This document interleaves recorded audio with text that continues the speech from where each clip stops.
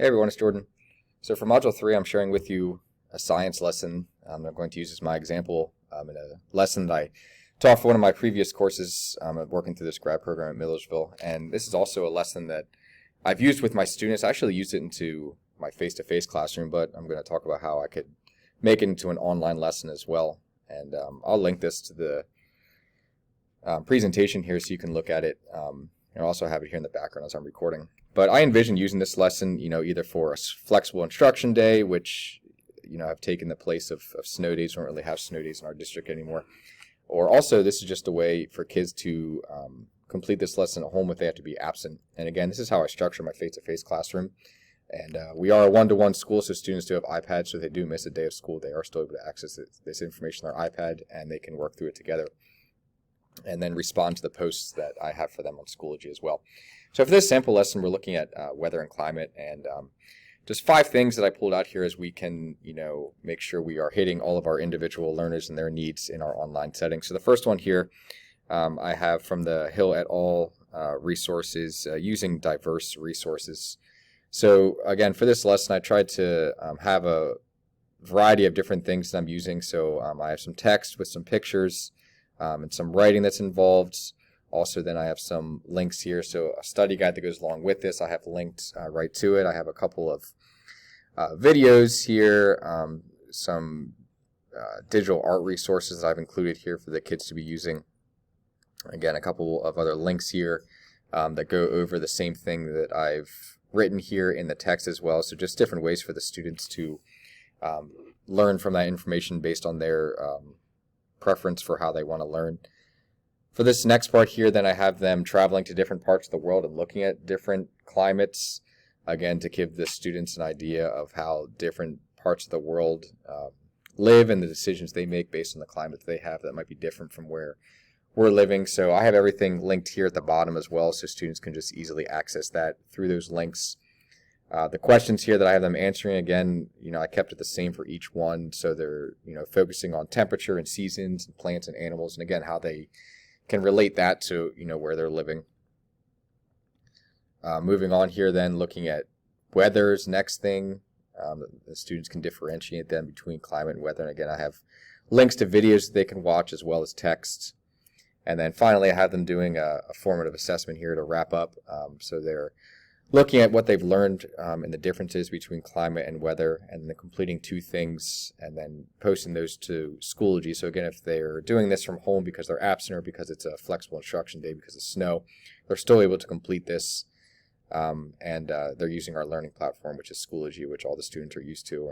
And I give them the option to, again, they can respond via text, or I've showed everyone how to create short videos, either using QuickTime Player or even Zoom, which all the kids are familiar with because of virtual learning from a couple of years ago, and just a way for them to kind of summarize what they've learned. The second thing here, from the Justin et al. Text, it says that we need to make sure we are considering, online readiness for our students. And this is a big one that I think that we need to focus in on as well, because again, as we're teaching students right now in the digital age, we can't just assume that students are going to be able to function in an online classroom just because they're part of the digital generation. So a couple of things from the resource here that I pulled out for online readiness. We need to consider online work skills, familiarity with technology, organization, online learning efficacy, self-directness, and socialization. So again, I've tried to organize this resource in a way that's easy for students to work through. I've tried to make sure all of their directions are clear and concise, so they're clear and exactly on what they're doing. Because again, if they're doing this at home on their own, they don't necessarily have direct access to me for this lesson, so I need to make sure that they can work through it on their own, making sure everything's clear, making sure all the links work correctly and it takes them exactly to where they need to be. Again, for the assignment, making sure that they are clear and exactly what their expectations are from me. And then finally, again, the assessment, giving them the option to do one or the other, post via text or also a video response. Again, just making it more comfortable for them, and also, allowing my more tech-savvy students to kind of show off their ability to create videos and post them to our online platform, to Schoology. Third thing here from the Rihan Robles Pena text is, again, flexible, and I think a lot of us saw this when we had to go to virtual learning during COVID, is that students are completing work at home, but it's not necessarily during the school day. So, of course, we'll still have our students that are online, somewhere between 8 and 3 or whatever the school day is. But I also saw that, we have students getting on very late at night or very early in the morning, outside the hours of our school days. So when we're assigning this online work, we need to make sure that we're not limiting it to just school hours, but students should have access to this at any time of the day. And students, in my class are used to this as well, and they know that they can message me on Schoology anytime, and I try my best to get back to them, even if it's outside the school hours, because I understand that if students are at home for whatever reason, they don't always have access to technology, depending on where they are, and it might just be later in the day that they're able to do this.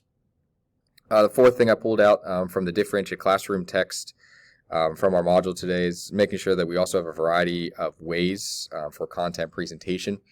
And this is kind of what I went through a little bit earlier, but again, just, trying to make sure we have an even mix of text and pictures and links, things that, students in the digital generation are used to. One of the things that a lot of the resources, spoke about was, the instant access and the hyperlinks are a big thing for this generation. So making sure that we're including a lot of that within our resources that we're using in our online classroom, which again, I already went over and showed the different links and things that I do have put into this resource as well. The final thing then that I looked at for, when we're looking at individual learners is I kind of just grouped this group of digital generation learners in as a whole, and I pulled this from the Jukes et al. Text.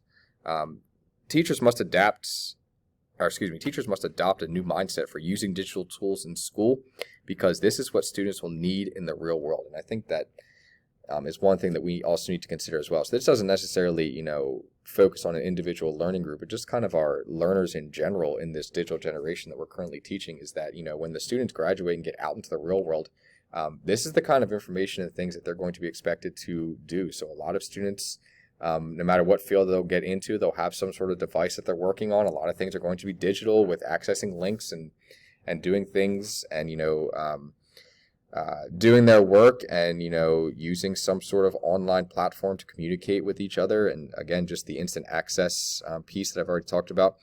So again, just a lot of things that we need to realize that in the digital generation that we're teaching, we need to be setting them up for success with these digital skills, and they should be learning them in the classroom. We can't just assume that students already know how to do this because they're part of the digital generation, but it's something that, we need to make sure as teachers that we are adjusting our teaching styles and teaching them these digital skills that the students are going to need. So again, Jordan Spangenburg, ACTE 633, Module 3. Look forward to your discussion and feedback.